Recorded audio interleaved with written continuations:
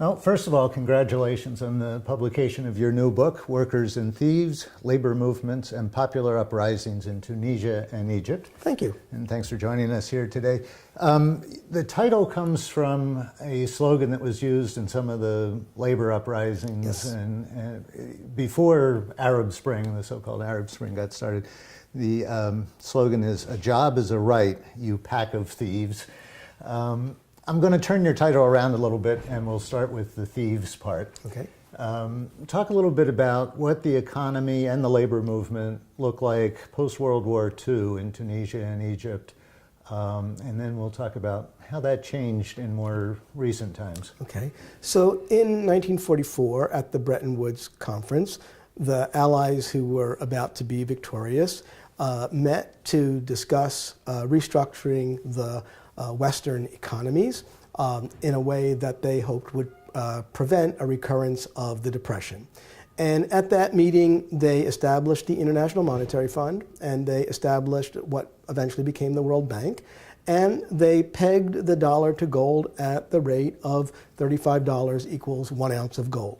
And therefore, dollars became essentially the international currency, especially because oil, which is the most important international commodity, is mostly traded in dollars. Some in British pounds, but less in British pounds and more in dollars as time went on.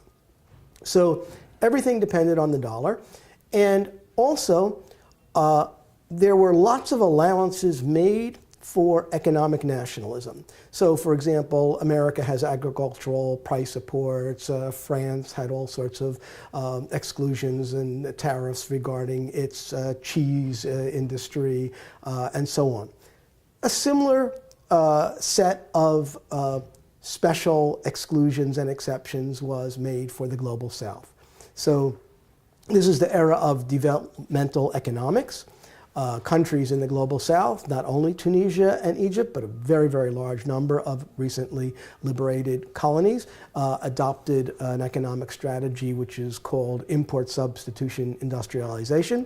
Basic idea is we used to import everything manufactured from the mother country. We're going to now have national economies, so we're going to set up a high tariff barrier and not import those things and manufacture them locally. So we'll manufacture glass bottles, we'll manufacture cement, we'll assemble cars, not build an assembly line, because technologically that's too difficult. So all sorts of lower and intermediate level manufacturing processes.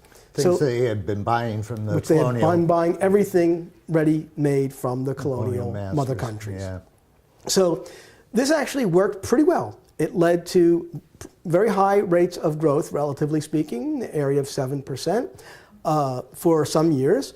But then this system has a problem because you can't build an automobile assembly line or build a steel mill. You can manufacture the steel if you have the raw materials, but the equipment is much more complicated to build.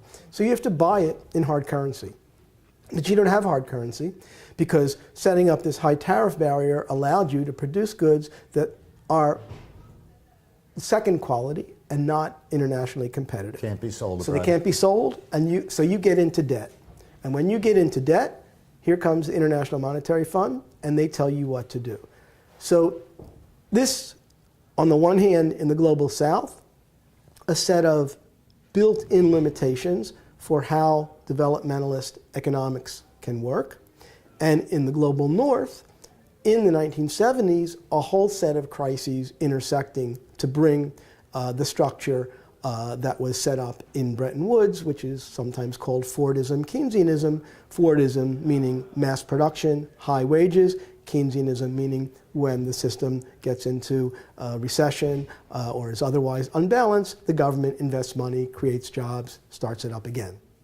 So in the early 1970s, a series of crises in the Global North, especially the United States, because one, the United States couldn't pay for the war in Vietnam and for President Johnson's war on poverty simultaneously.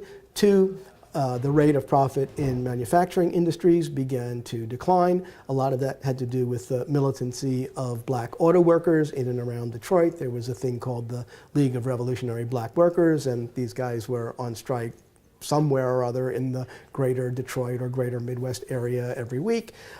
Three, there was simultaneously stagnation and inflation. And these two things are not supposed to happen in classical liberal economics for the better part of a whole decade, most of the 1970s.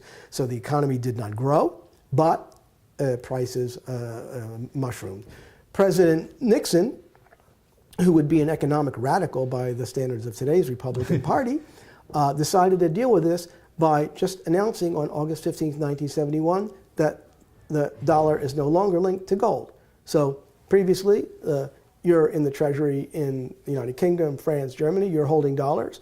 You say, okay, that's fine because we can go to the US Treasury and present our dollars and get gold. Well, no, not anymore. President Nixon said, it's our dollar, but it's your problem.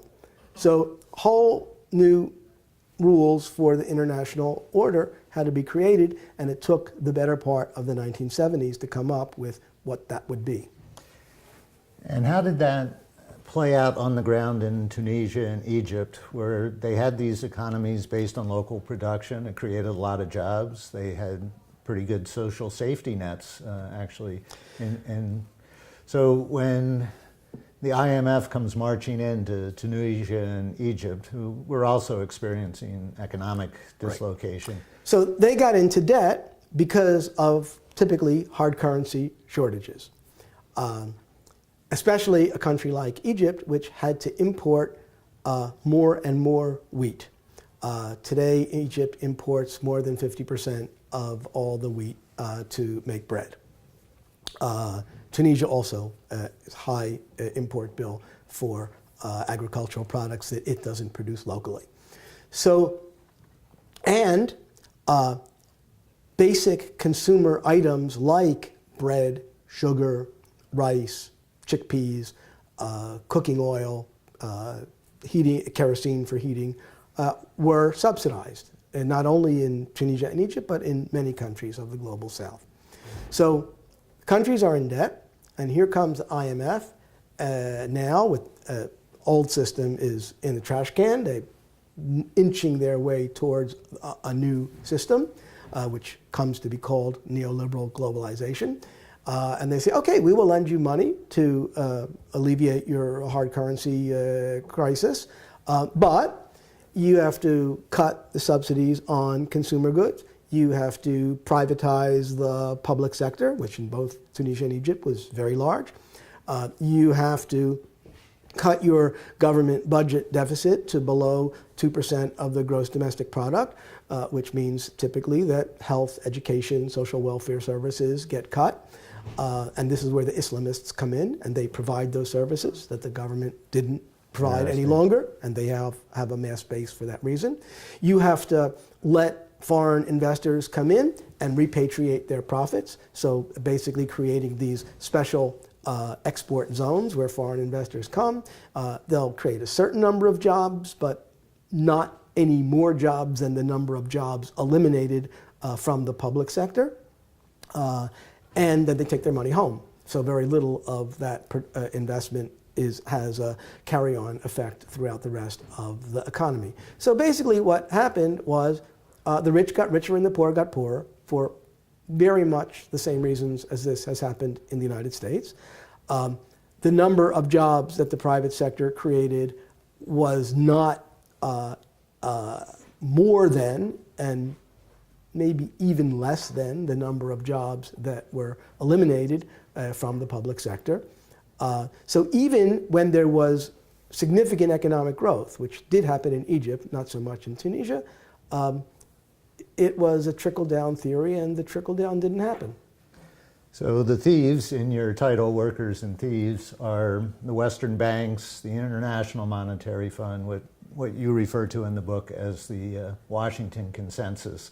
Yes, and their local allies. I mean, this was the governments of Egypt and Tunisia more than went along with this. The local crony capitalists were at a certain point on board for this program. And that's our thieves. Yes, they are the thieves.